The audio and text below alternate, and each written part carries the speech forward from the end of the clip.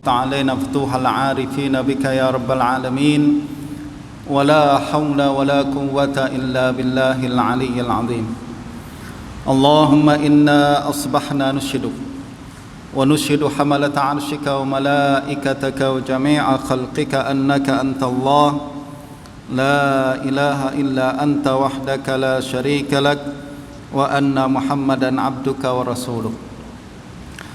Alhamdulillah, pertama-tama sama-sama kita panjatkan kesyukuran kehadirat Allah Subhanahu wa taala yang telah menambahkan lagi usia kita sehingga kita pada hari ini telah memasuki satu tahun baru hijrah, satu lagi tahun baru hijrah yang menandakan penambahan usia kita. Dan pada masa yang sama kita harapkan tahun baru ini akan membawa pelbagai kelebihan dan juga pelbagai manfaat bagi kita sebagai hamba Allah Subhanahu wa taala. Nah, tuan-tuan dan puan-puan sekalian yang dirahmati oleh Allah Subhanahu wa taala, alhamdulillah kita memasuki tahun baru hijrah ini, 1 Muharram ini, dengan memulakan dengan sebuah ibadah yang paling mulia. Salah satu ibadah yang paling mulia yaitu salat subuh berjamaah. Nah, apalagi dalam suasana yang sangat mencabar pada hari ini, subuh berjamaah diiringi dengan hujan yang sangat lebat. Betul tak tuan-tuan? Ramai, ini adalah cabaran yang sangat berat bagi kebanyakan manusia. Dan alhamdulillah kita boleh mengatasi cabaran tersebut dan kita boleh memasuki dan melaksanakan solat subuh berjamaah sebagai salah satu kewajipan kita sebagai seorang muslim. Dalam kalangan sahabat Nabi, subuh berjamaah lebih mereka sukai daripada solat qiyamul lail berpuluh-puluh rakaat. Jadi berbanding dengan qiyamul lail atau tahajud berpuluh-puluh rakaat, bagi kebanyakan sahabat Nabi mereka mengatakan bahawa solat subuh berjamaah jauh lebih baik daripada kita melaksanakan solat tahajud tersebut. Nah, dalam sebuah hadis riwayat Imam Malik dalam kitab Muwatta, beliau bercerita berkenaan dengan Sayyidina Umar Ibn Khattab radhiyallahu anhu. Satu hari beliau menjadi imam di Masjid Nabawi. Pada saat itu beliau telah menjadi seorang khalifah. Dan kita telah sebutkan sebelum ini bahawa Sayyidina Umar adalah seorang pemimpin yang sangat memberikan perhatian kepada pengembangan ekonomi politik umat Islam. Pada masa yang sama beliau juga memberikan perhatian penuh kepada keadaan, keagamaan dan ibadah umat Islam. Justru apabila beliau hadir dalam salat subuh berjamaah, beliau selalu menjadi imam. Dan salah satu kebiasaan yang dilakukan oleh Sayyidina Umar adalah beliau selalu memperhatikan siapa yang hadir dan siapa yang tak hadir salat berjamaah. Bayangkan tuan-tuan, kalau seorang khalifah, seorang raja menjadi imam salat subuh, kira-kira semua pegawai kerajaan hadir ke tak hadir? Confirm mereka hadir semua tuan-tuan. Takut kalau ditengok oleh khalifah, saya nanti kalau dicek tak ada, habislah, ya tak. Nah, ini yang dilakukan oleh Sayyidina Umar bin Khattab radhiyallahu anhu. Beliau hadir solat subuh berjamaah, lalu kemudian beliau menjadi imam, dan kebiasaan beliau adalah tengok siapa yang hadir dan siapa yang tak hadir dalam solat subuh berjamaah. Dan kehebatan Sayyidina Umar radhiyallahu anhu adalah beliau bukan hanya hafal siapa orang dewasa yang hadir, dia boleh tahu siapa orang dewasa yang hadir dan tak hadir. Beliau juga boleh tahu siapa budak-budak remaja yang biasa hadir lalu tak hadir. Kalau kita tuan-tuan kan, misalkan kalau kita jadi imam lah, lalu kita kenal semua jamaah kita, mungkin yang kita kenal adalah orang-orang dewasa yang seusia dengan kita, betul tak? seumuran dengan kita, kita tahulah. Akan tapi kalau budak-budak yang usia puluh tahun misalkan, yang macam sekarang adik-adik ini, ataupun usia belasan tahun, kita kadang kurang memberikan perhatian. Kita tak kenal dengan mereka, kita tak rapat dengan mereka. Kenapa? Sebab perbezaan usia yang begitu tinggi. Namun tidak begitu yang berlaku dengan Sayyidina Umar radhiyallahu anhu. Beliau kenal seluruh lapisan masyarakat, beliau kenal seluruh rakyat dia, sama ada yang dewasa ataupun yang kanak-kanak, bahkan beliau kenal yang laki-laki dan perempuan. Nah justru apabila satu hari beliau hadir dalam salat subuh berjamaah, lalu beliau tengok ada seorang sahabat Nabi, seorang masih muda, nama dia Sulaiman ibn Sard, masih muda lagi, anak remaja, tidak hadir dalam salat subuh berjamaah. Dia sudah tahu. Cuma hebatnya Sayyidina Umar, dia tak wawakan tuan-tuan, dia tak maklumkan kepada orang ramai, nanti malu pula kan. Dia tak kata ini Sulaiman kemana nih tak hadir pada hari ini. Tak. Beliau bukan terus tunjuk perkara tersebut untuk nampak, untuk memalukan orang lain. Tak. Para sahabat Nabi sangat pandai tuan-tuan. Mereka tidak suka mempermalukan orang lain di hadapan orang ramai. Betul tak? Apa yang dilakukan oleh Sayyidina Umar adalah beliau ingin tahu kenapa Sulaiman tak hadir salat subuh pada hari itu. Beliau hanya diam saja, beliau hanya perasan bahwa Sulaiman tak hadir pada hari ini. Beliau diam, lalu selepas salat subuh beliau biasa pergi masuk ke memperhatikan pasar, aktiviti masyarakat hari-hari. Kebetulan pada hari itu beliau jumpa dengan ibu Sulaiman. Ibu bagi Sulaiman tu di tengah jalan di pasar. Dia pun bertanya kepada ibu Sulaiman ni, "Wahai ibu Sulaiman, hari ini saya tak nampak Sulaiman solat subuh berjamaah. Kemana dia? Adakah dia sakit ke?" Tengok Sayyidina Umar tak fikir yang bukan-bukan ni, malas budak ni tak hadir ni, tak. Dia mungkin berfikiran mungkin dia sakit ke, adakah dia bermusafir ke, atau ada urusan yang lain, kenapa hari ini dia tak hadir? Ibu Sulaiman kemudian menjawab, "Wahai Sayyidina Umar, Sulaiman memang tak hadir solat subuh pada hari ini bukan karena sakit, bukan karena musafir, ada dia di rumah." Kata Sayyidina Umar, "Lalu kenapa dia tak hadir?" Sayyidina Umar, dia malam tadi bangun tahajud. Dia bangun tahajud, lalu dia solat, melaksanakan solat tahajud berapa puluh rakaat. Apabila nak masuk solat subuh, dia tertidur. Jadi apa sebab dia tak ikut solat subuh berjamaah? Karena solat tahajud yang banyak. Ya, bukan macam kita tengok bola ke, atau tengok cerita ke tengah malam, atau kita terlajak tidur ke, tengok handphone, Facebook dan lain sebagainya. Tak. Ini Sulaiman bangun tengah malam untuk melaksanakan solat tahajud. Tiba-tiba di akhir pagi apabila nak masuk waktu subuh, dia tertidur karena terlalu penat melaksanakan solat tahajud. Biasa selalu macam tu kan kita juga tuan-tuan kan. Kadang kita bangun tengah malam kemudian solat, time nak masuk waktu subuh tu rasa macam mengantuk sangat.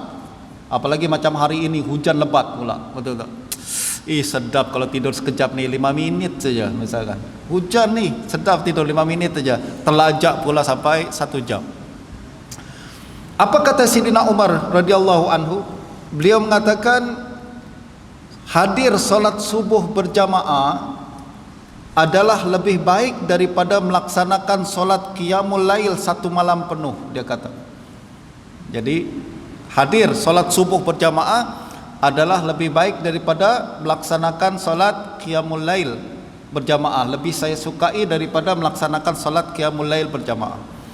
Nah, alhamdulillah pada hari ini kita telah diberikan kelebihan oleh Allah Subhanahu wa taala untuk hadir dalam melaksanakan solat subuh berjamaah pada hari yang sangat mulia ini, untuk menandakan semangat dan niat kita untuk istiqamah dalam melaksanakan ibadah yang sangat mulia ini hingga ke akhir hayat kita, hingga sepenuh tahun baru yang akan datang ini.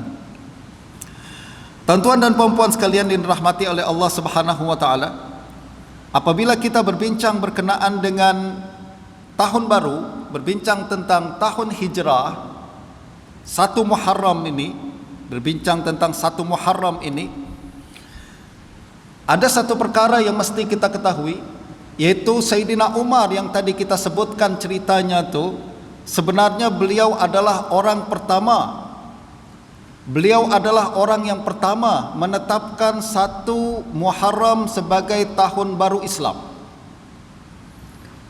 Pada satu ketika sebelum Sayyidina Umar menentukan perkara tersebut, umat Islam selalu menulis surat hanya mengatakan misalkan pada tarikh 1 Ramadan, tarikh 2 Ramadan tahun, tak disebut tahun berapa sebab mereka tak sebutkan tahun berat, belum ada lagi satu sistem kalender, satu sistem penanggalan yang pasti pada hari itu. Sayyidina Umar kemudian kumpulkan para sahabat Nabi, kumpulkan orang-orang hebat daripada kalangan pemikir sahabat Nabi ini semua yang hebat-hebat. Beliau lalu tanya, macam mana kita nak tentukan tahun ni agar senang nanti nak tentukan tarikh, nak tentukan surat dan lain sebagainya. Ada seorang sahabat mengatakan, Sayyidina Umar, apa kata kalau kita mulakan tahun baru Islam ni dengan kelahiran baginda Nabi sallallahu alaihi wasallam. Jadi tahun lahir baginda Nabi dijadikan sebagai tahun pertama, tahun Islam. Tahun tahun Islam tu. Tahun penanggalan Islam tersebut. Para sahabat Nabi yang lain tidak setuju. Ada yang berpandangan bahawa ini macam agama Kristian. Kalau agama Kristian tak apalah, tahun baru mereka ditandai dengan kelahiran, dikaitkan dengan kelahiran Nabi Isa, sebab mereka menganggap bahawa Nabi Isa adalah Tuhan. Betul tak? Kalau kita tak macam tu, kita tak menganggap Nabi Muhammad sebagai Tuhan. Kita sangat menghargai dan mengagungkan baginda Nabi sallallahu alaihi wasallam, akan tapi kita tidak pernah menganggap Nabi Muhammad sebagai Tuhan. Kita tak nak ada kekeliruan nanti orang menganggap kita macam umat Kristian. Okey, ada lagi yang mengusulkan, apa kata kalau tahun baru hijrah dan tahun baru Islam ni kita tandai dengan tahun kewafatan baginda Nabi sallallahu alaihi wasallam. Ya tak? Itu adalah peristiwa yang sangat besar yang menandai, kita tandakan tahun baru Islam ni dengan tahun kewafatan baginda Nabi. Ramai sahabat Nabi juga tak setuju, mereka katakan tak payah macam tu. Kenapa? Sebab nanti setiap masuk tahun baru kita akan teringat kewafatan baginda Nabi. Kita pun bersedih, betul tak? Justru jangan kita jadikan tahun kewafatan baginda Nabi sebagai tahun penanda tahun baru Islam.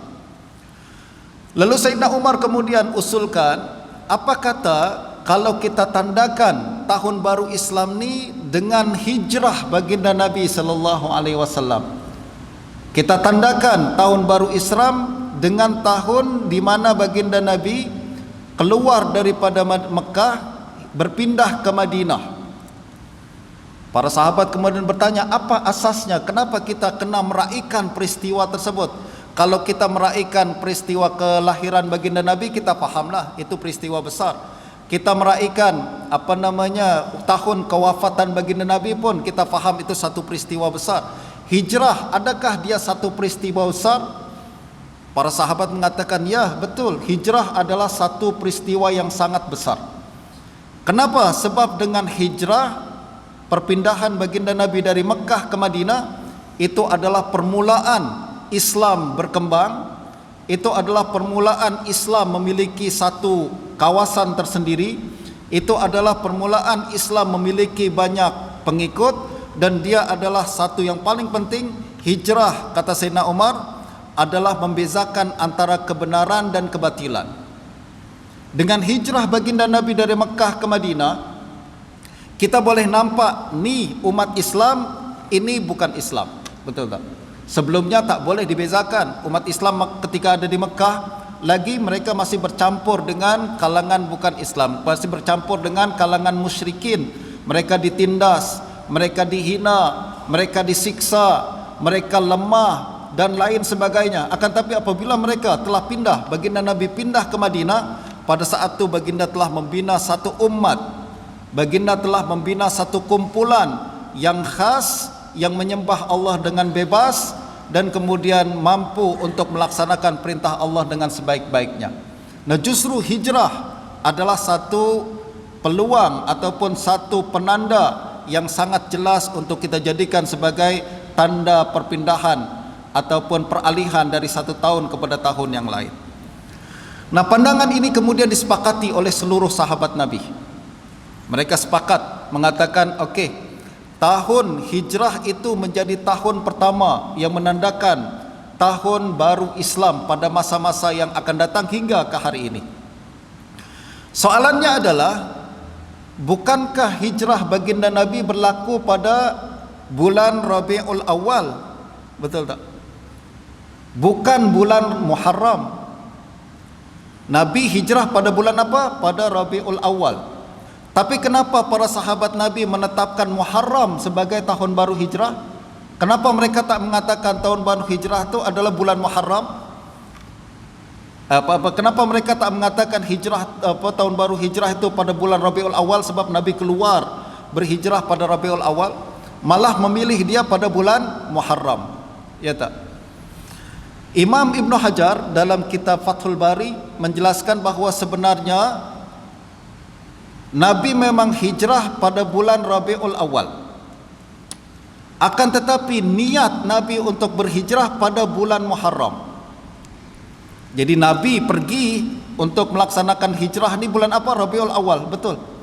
Akan tetapi niat Nabi untuk berhijrah tu sebenarnya sudah bermula awal lagi pada bulan Muharram. Hal itu adalah karena perbincangan untuk hijrah ni berlaku pada bulan Zulhijjah.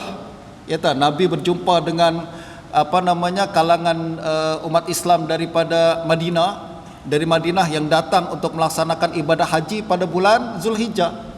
Mereka hadir ke Mekah untuk ibadah haji pada bulan Zulhijjah. Kemudian mereka melakukan baiat kepada baginda Nabi. Mereka berjanji apabila baginda pindah ke Madinah, mereka akan bela baginda. Mereka akan lindungi baginda Nabi. Betul tak? Itu berlaku bila? Pada bulan Zulhijjah. Nah, selepas baiat ni, baginda sudah ada niat, keinginan untuk pindah. Kenapa? Sebab salah satu bentuk penyataan yang dinyatakan dalam baiat itu adalah mereka akan membela dan melindungi Nabi kalau Nabi hijrah ke Madinah. Nah, justru selepas baiat tersebut, Nabi sudah ada niat untuk hijrah ke Madinah. Nabi kemudian suruh para sahabat untuk pindah sedikit demi sedikit, betul tak? Para sahabat ada sebagian yang pergi seorang diri, ada yang sekeluarga dan lain sebagainya. Mereka keluar bermula selepas daripada baiat tersebut. Sedangkan baginda Nabi sendiri hijrah agak lewat. Kenapa? Sebab Nabi nak pastikan seluruh sahabat pindah dan selamat dulu, baru baginda akan berpindah daripada tempat tersebut. Nah, ini menunjukkan bahawa niat hijrah baginda Nabi telah bermula pada bulan Zulhijjah, dan selepas Zulhijjah tu selepas Zulhijjah adalah Muharram. Nah, justru Muharram menjadi kemuncak atau menjadi penanda aras bahawa hari bulan tersebut adalah niat perpindahan kaum muslimin dari Mekah ke Madinah untuk melaksanakan dan membina satu peradaban ataupun satu sejarah yang baru di dalam sejarah Islam. Justru bulan Muharram menjadi bulan yang terpilih menjadi tahun baru Islam yang pada hari ini kita raikan sebagai satu tahun baru hijrah. Tuan-tuan dan puan-puan sekalian rahmati Allah Subhanahu wa taala, apabila kita berbincang berkenaan dengan sejarah hijrah ni, banyak pengajaran dan banyak hikmah yang boleh kita ambil. Kita akan melihat banyak para sahabat Nabi yang mereka bersusah payah dan menghadapi pelbagai cabaran untuk berhijrah dan meninggalkan seluruh perkara yang mereka miliki di Mekah untuk menjalani satu kehidupan baru yang ada di Madinah. Tak senang tuan-tuan untuk pindah dari satu negeri kepada negeri yang lain. Tidak senang kita untuk meninggalkan zon selesa kita di Mekah yang kita sudah, misalkan di Mekah yang mereka sudah ada rumah, mereka sudah ada keluarga, mereka sudah ada kawan-kawan dan sahabat. Tiba-tiba mereka perlu meninggalkan itu semua, pindah ke Madinah, tempat yang sama sekali baru. Mereka tak tahu ada kawan ke tak kawan di tempat tersebut. Mereka tak tahu macam mana nak cari kerja di tempat tersebut, betul tak? Mereka pun tak tahu macam mana nak cari nafkah di tempat tersebut. Akan tetapi mereka bersedia tinggalkan semua apa yang mereka miliki di Mekah untuk mereka hadir untuk bersama-sama baginda Nabi sallallahu alaihi wasallam tinggal di Madinah. Ini adalah satu perkara yang sangat berat, akan tetapi dapat dilaksanakan oleh para sahabat Nabi karena keimanan mereka yang sangat tinggi kepada Allah dan kepada Rasulullah sallallahu alaihi wasallam. Nah, ada satu kisah tuan-tuan berkenaan dengan seorang sahabat Nabi bernama Suhaib Ar-Rumi. Suhaib Ar-Rumi adalah seorang, asalnya nama beliau Suhaib bin Sinan Ar-Rumi. Ar-Rumi maknanya dia berasal daripada negeri Rom. Dia berasal daripada negeri Rom. Negeri Rom pada zaman itu adalah satu kawasan yang sekarang masuk kawasan Turki. Sekarang masuk dalam kawasan Turki. Dulu mereka sebut sebagai negeri Rom. Nah, Suhaib Ar-Rumi tidak tinggal di Turki. Ayah dia, keluarga dia sebenarnya tinggal di kawasan Irak, di Mosul. Mosul di Irak. Sekarang pun ada satu kawasan namanya Mosul. Nah, dia tinggal di sini dan orang kaya sebab dia bekerja untuk Kaisar Rom pada zaman tu. Sebab pada zaman tu tuan-tuan, negara yang sangat besar, superpower pada zaman tu adalah Rom dan Parsi. Ya tak? Ada Rom dan Parsi. Sedangkan negara Arab ni di semenanjung Arabia pada saat itu adalah satu kawasan padang pasir yang kurang dikenali orang. Dan orang ramai pun tak minat untuk pergi ke negeri Arab. Kenapa? Sebab tak ada apa-apa sumber alam. Itu hanya padang pasir saja, panas saja. Ingat tuan-tuan, kita belum jumpa minyak pada zaman tu. Ya, kalau jumpa minyak mungkin orang semua datang nak kuasai negara Arab ni. Tak, zaman tu belum ada lagi minyak. Nah, apa yang ada di tanah Arab hanya padang pasir saja, panas. Justru Parsi dia biasa untuk melakukan penjajahan ke pelbagai negeri kan tuan-tuan, tapi dia tak datang ke Arab. Begitu juga Rom, dia sering melakukan pengembangan kuasa ke pelbagai negeri. Dia datang ke Syam, dia datang ke Europe dan lain sebagainya, tapi dia tak datang ke negara Arab. Kenapa? Tak ada apa-apa di Arab.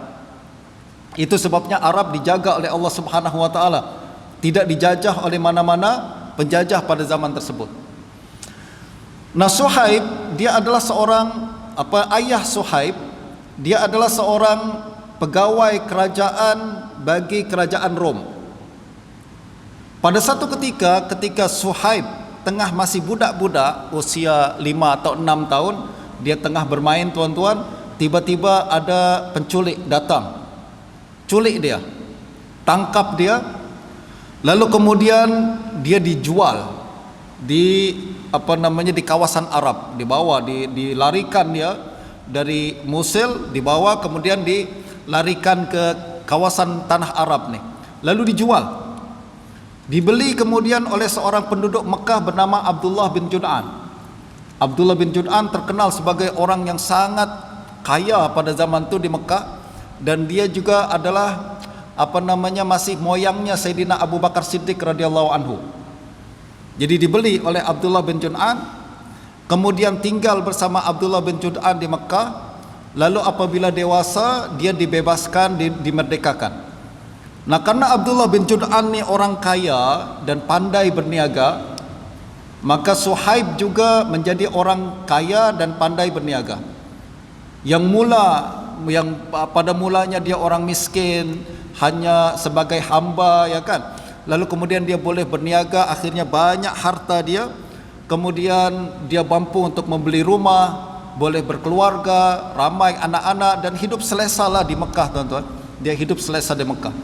Sampailah kemudian baginda Nabi sallallahu alaihi wasallam dibangkitkan oleh Allah Subhanahu wa taala sebagai rasul. Pada saat itu Abdullah bin Jud'an sudah meninggal dunia, yang ada hanyalah Abu Bakar Siddiq keturunan dia, kan. Lalu kemudian Abu Bakar Siddiq, kita tahu sama-sama dia masuk Islam bersama baginda Nabi sallallahu alaihi wasallam.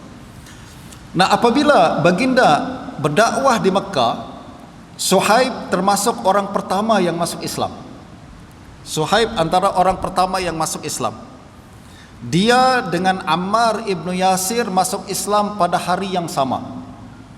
Jadi apabila Nabi kumpulkan, dakwahkan mereka, sebab mereka adalah kalangan yang dekat dan rapat dengan Sayyidina Abu Bakar. Dan Sayyidina Abu Bakar, pengaruh dia sangat hebat. Jadi apabila dia masuk Islam, dia tarik semua kawan-kawan dan kenalan dia untuk masuk Islam. Hebat, jaringan Sayyidina Abu Bakar ni sangat kuat. Networking dia sangat kuat, sebab dia orang bisnes, kan. Jadi apabila dia masuk Islam, terus ditarik. Keluarga dia ditarik masuk Islam. Kawan-kawan dia ditarik masuk Islam. Rakan-rakan bisnes dia ditarik masuk Islam. Hebatnya Sayyidina Abu Bakar Siddiq radhiyallahu anhu. Ya, ini juga yang sepatutnya kita buat sebenarnya, tuan-tuan, ya. Kalau kita ingin melaksanakan mazhab Sayyidina Abu Bakar, maknanya adalah kita jangan simpan kebaikan untuk diri kita sendiri. Jangan simpan kebaikan untuk diri kita sendiri.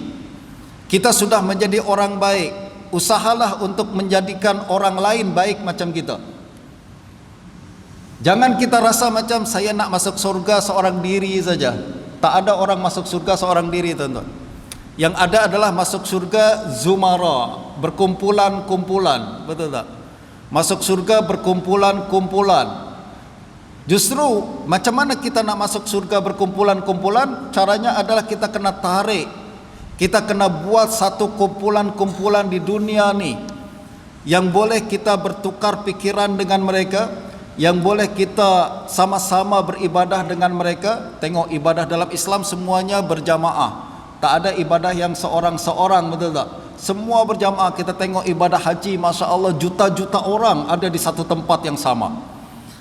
Kita solat, solat juga digalakkan untuk berjamaah. Puasa pun, walaupun ibadah seorang diri, tapi kita nampak berjamaah, betul tak? 1 bulan semua kita puasa, 1 bulan kita semua bertarawih, lalu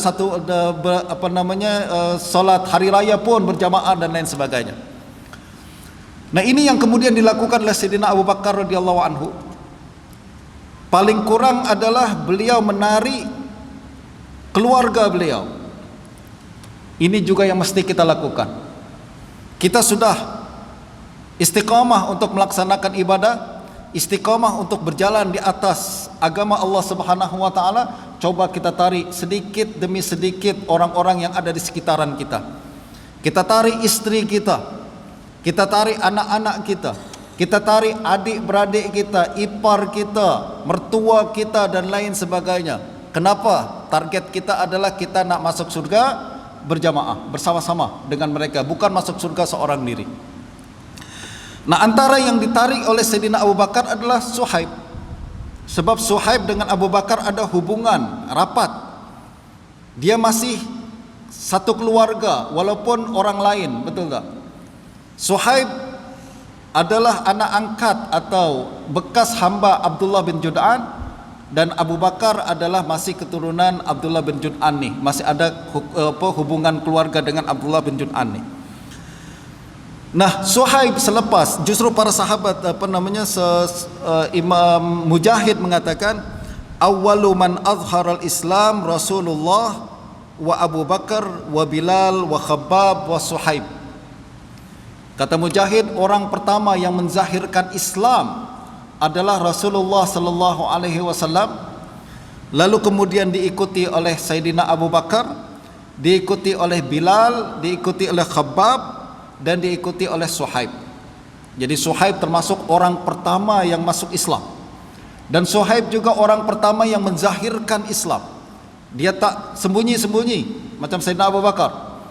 Sayyidina Abu Bakar dia zahirkan Islam, bahkan dia solat depan rumah sengaja nak tunjuk orang ramai bahwa dia sudah masuk Islam. Nah, Suhaib pun macam tu. Apabila dia masuk Islam, dia zahirkan bahwa saya seorang Muslim dan saya melaksanakan perintah Allah, saya menyembah Allah Subhanahu wa taala. Nah, justru apabila Suhaib menunjukkan Islam ni tuan-tuan, kita boleh bayanglah macam mana ahli Mekah sangat marah kepada Suhaib. Apalagi dia bukan orang tempatan, dia orang pendatang, betul tak? Sudahlah pendatang, cari makan di tempat kita, tunjukkan perkara yang berbeza dengan tradisi kita. Tentu marah sangat ahli Mekah kepada Suhaib.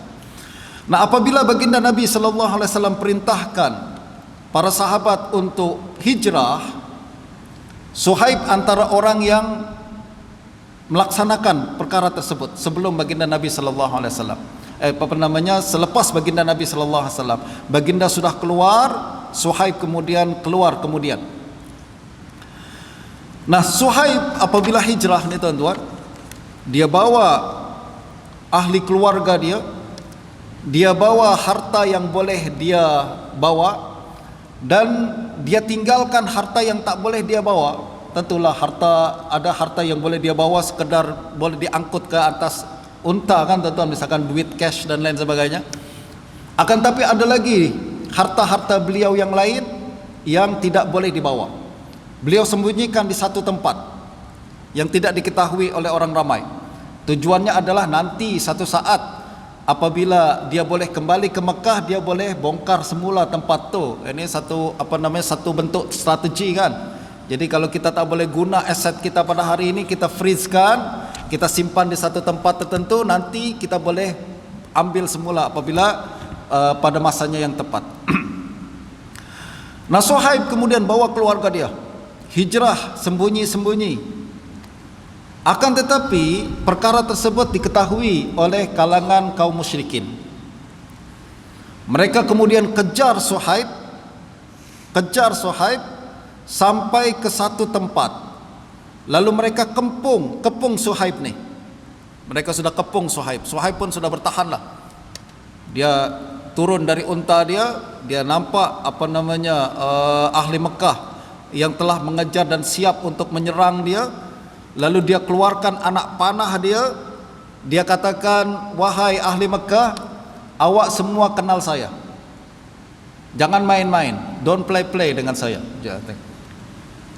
Awak semua kenal saya ni seorang penembak jitu, saya ni pemanah yang sangat tepat.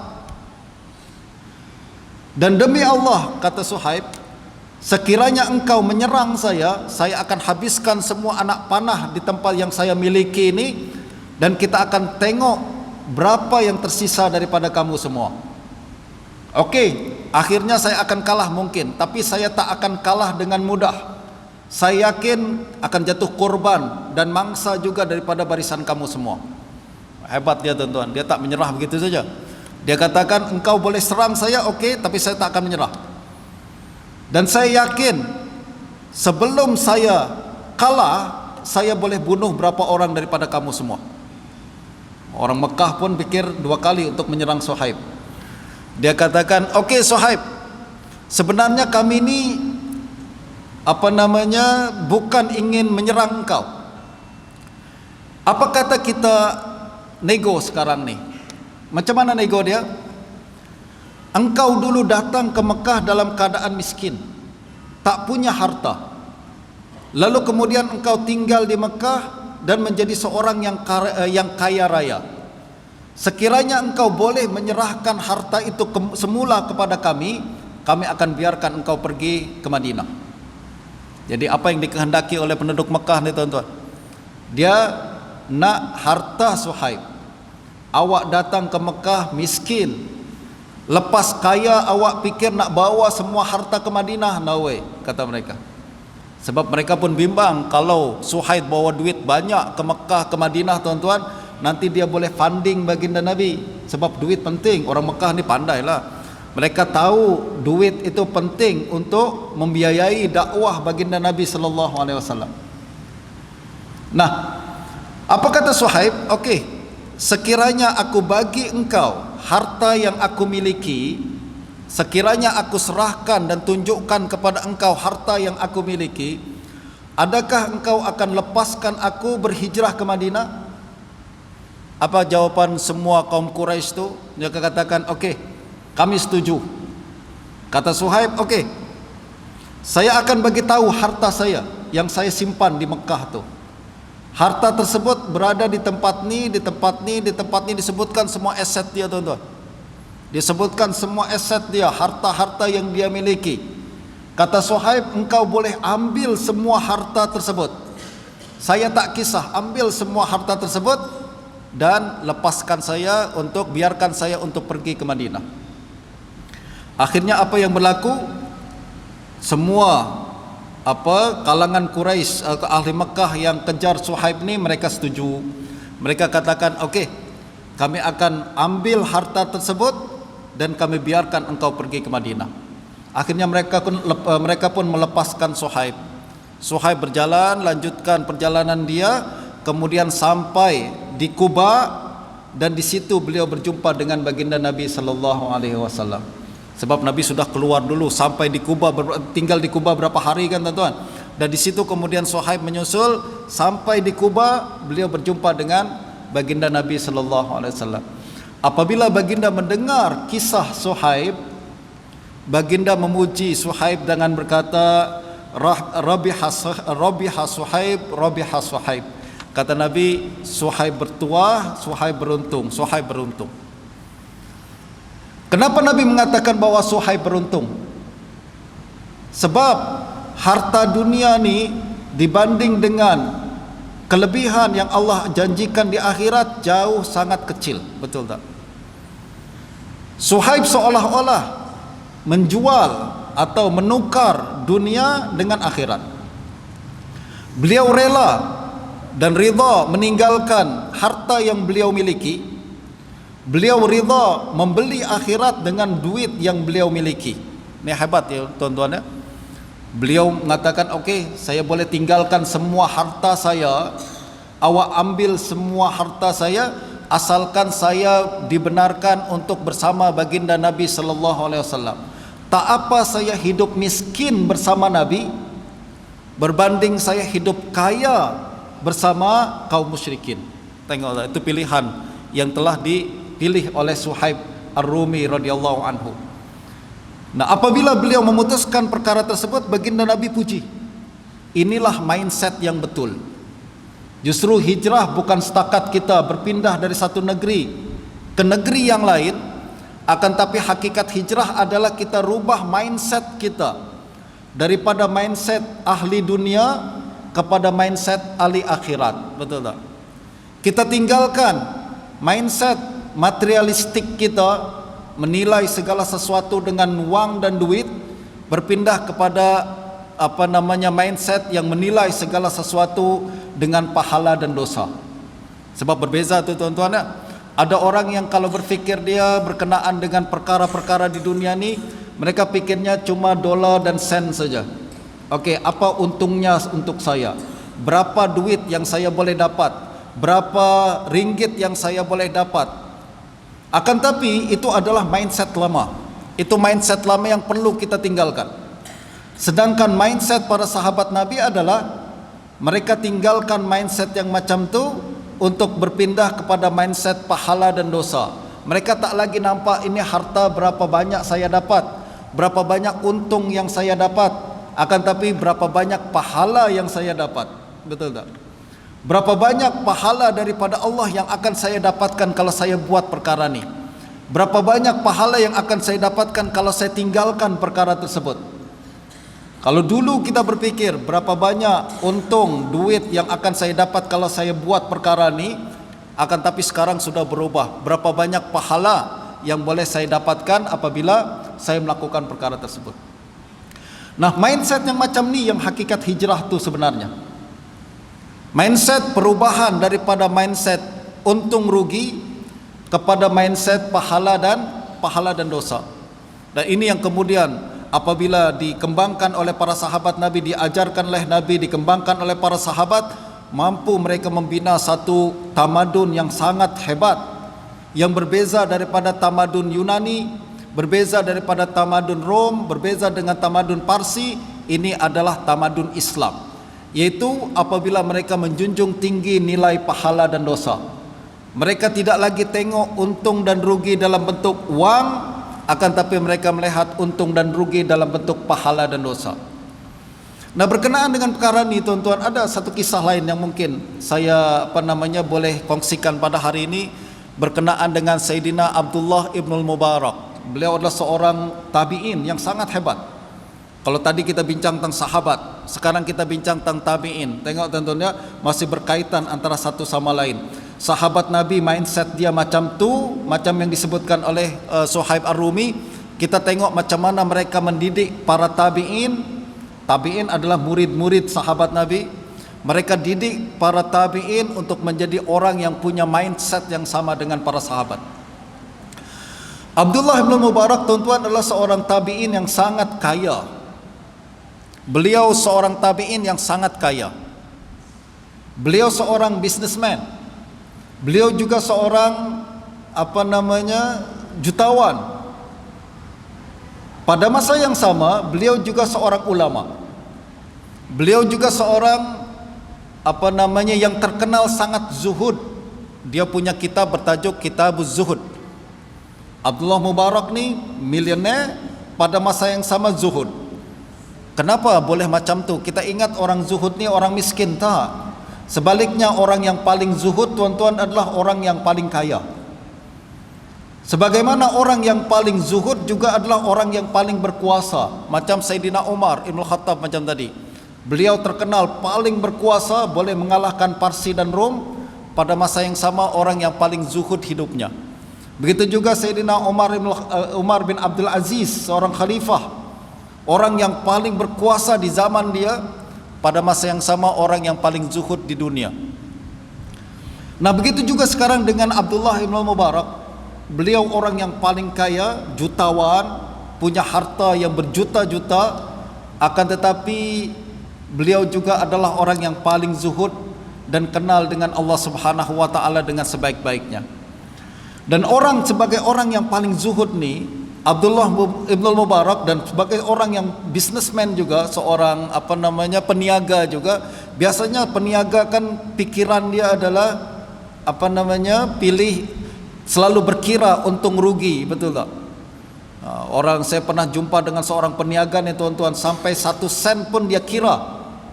Kita hutang 1 ringgit pun dikejar. Kenapa? Sebab kita hargai duit tu. Seorang peniaga ni punya menghargai duit tu dengan sebaik-baiknya. Ada satu mindset yang betul lah.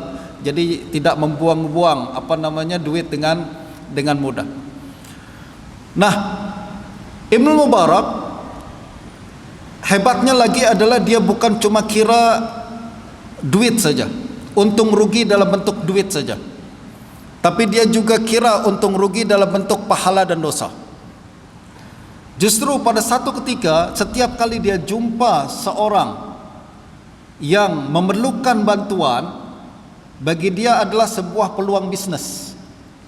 Jadi kalau kita seorang peniaga ni tuan-tuan, kita tengok ni ada peluang bisnes, tentu kita tak akan lepaskan, betul tak? Ni untung dia besar ni. Kalau tuan boleh buka satu franchise misalkan di negeri ni, di sini belum pernah ada orang yang jual atau buka franchise di tempat ni misalkan. Lalu kita tengok ini peluang sangat besar, tentu kita akan ambil. Itu adalah cara pikir peniaga. Cara pikir Ibnu Mubarak macam tu juga, tapi dalam bentuk akhirat. Dia melihat kalau ada orang yang memerlukan, itu adalah satu peluang bisnes bagi dia. Tapi bisnes akhirat lah tuan-tuan, betul tak? Dia bukan bisnes dunia, tapi ini bisnes akhirat. Nah, pada satu ketika dia ada satu kenal dengan seorang pemuda. Seorang pemuda ni, dia satu hari berhutang dengan orang lain, lalu kemudian tak mampu bayar hutang, akhirnya dimasukkan ke dalam penjara. Ini kenalan Ibnu Mubarak. Apabila Ibnu Mubarak tak jumpa dengan pemuda ni, dia tanya kepada orang sekitaran, si fulan ni kemana? Biasa saya jumpa, kalau saya datang ke negeri ini, saya biasa jumpa dengan pemuda tu. Kemana dia pada hari ini? Orang pun cerita, wahai imam, si fulan tu dia baru je masuk penjara. Kenapa dia boleh masuk penjara? Sebab dia pinjam duit orang lalu tak mampu bayar. Pemilik hutang itu pun mengadukan ke polis kemudian tangkap dia, masukkan dia ke penjara. Kata Ibnu Mubarak, dalam hati Ibnu Mubarak apa? Wah, ini peluang bisnis untuk saya nih. Betul tak? Ini peluang bisnis untuk saya. Dia pun kemudian tanya, siapa orang yang pemilik hutang tu? Tunjukkan kepada saya nak kenal dengan dia. Ditunjukkan, si fulan tu yang pinjamkan duit kepada pemuda tersebut. Ibnu Mubarak pun pergi jumpa orang tersebut, diam-diam tuan-tuan, tak tahu, tak ada siapa yang tahu, dia senyap-senyap saja pergi. Jumpa dengan orang tu, dia tanya, wahai tuan, betulkah tuan ni yang pinjamkan duit kepada si pemuda tu? Dia katakan betul. Berapa sebenarnya hutang dia tu sampai dia masuk penjara? Banyaklah imam. Berapa dia? Dalam puluhan ribu dinar. Okey, kata Ibnu Mubarak, apa kata saya tawarkan satu peluang bisnes buat awak. Apa dia? Saya bayarkan hutang dia, tapi dengan syarat awak tak bagi tahu sesiapa. Tengok ni Ibnu Mubarak tuan-tuan. Saya bayarkan hutang dia, tapi awak jangan bagi tahu sesiapa. Kalau awak bagi tahu orang lain, awak viralkan perkara ni, no deal. Kita batal lah deal kita ni. Kenapa Ibnu Mubarak cakap macam tu? Sebab pahala sedekah lebih besar kalau kita sembunyikan. Betul tak? Pahala sedekah lebih besar kalau kita sembunyikan. Kalau kita tunjukkan bolehkah? Boleh. Tapi kalau kita sembunyikan, tak ada sesiapa yang tahu, itu yang lebih besar. Dalam sebuah hadis pun Nabi sebutkan macam tu kan. Tuan-tuan, ada 7 kalangan yang akan berada dalam naungan Allah pada hari akhirat nanti. Salah satunya adalah seorang yang bersedekah dengan tangan kanannya, tangan kiri dia tak tahu. Betul tak? Maknanya sangat sembunyi, sangat rahsia, tak ada siapa yang tahu melainkan dia dengan Allah Subhanahu wa taala. Nah, apabila Ibnu Mubarak tawarkan perkara tu, tengok orang tersebut setuju. Dia katakan, okey, saya terima. Ibnu Mubarak kemudian bayarkan semua hutang tersebut. Orang anak muda ini pun dikeluarkan daripada penjara. Selepas keluar daripada penjara, dia jumpa dengan Ibnu Mubarak. Ibnu Mubarak kemudian tanya kepada pemuda ni, wahai pemuda, lama kita tak jumpa, awak pergi mana aja? Dia pura-pura tak tahu, tuan-tuan. Pemuda ni pun berkata, wahai imam, saya sebenarnya masuk penjara lah berapa hari ini. Kata Ibnu Mubarak, masuk penjara. Kenapa awak boleh masuk penjara? Pura-pura dia tuan-tuan tanya macam tu.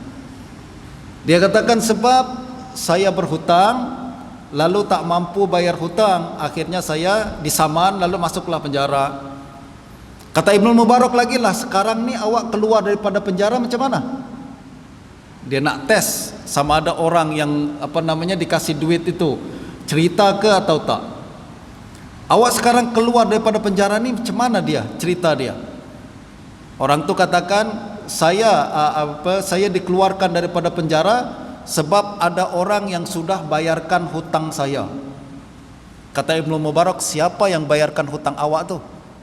Dia cakap, entahlah imam, saya tak tahu. Yang pasti adalah ada orang bayarkan hutang saya. Kata Ibnu Mubarak, ucapkan alhamdulillah. Ucapkan alhamdulillah, sampai jumpa lagi. Dia tak cerita panjang-panjang lagi. Inilah orang yang punya mindset daripada keuntungan dunia kepada pahala dan dosa. Betul tak tuan-tuan? Ini yang sepatutnya kita kembangkan bersama dengan semangat hijrah pada hari ini. Mudah-mudahan kita boleh menghijrahkan mindset kita. Hijrah bukan sekedar berpindah dari satu tempat kepada tempat yang lain, akan tapi hijrah yang lebih penting adalah kita rubah cara pandang kita daripada cara pandang yang mengira duit dan sen saja kepada cara pandang yang mengira pahala dan dosa dan mengharapkan ridha Allah Subhanahu wa taala. Mudah-mudahan apa yang saya sampaikan bermanfaat untuk kita pada hari ini. Dan sekali lagi saya doakan pada rakan-rakan sekalian, semoga tahun baru yang kita hadapi pada hari ini akan membawa keuntungan, akan membawa kesehatan dan memberikan kesejahteraan kepada kita semula. Ala hadhihi niyyah wa ala kulli niyatin salihah. Al-Fatihah.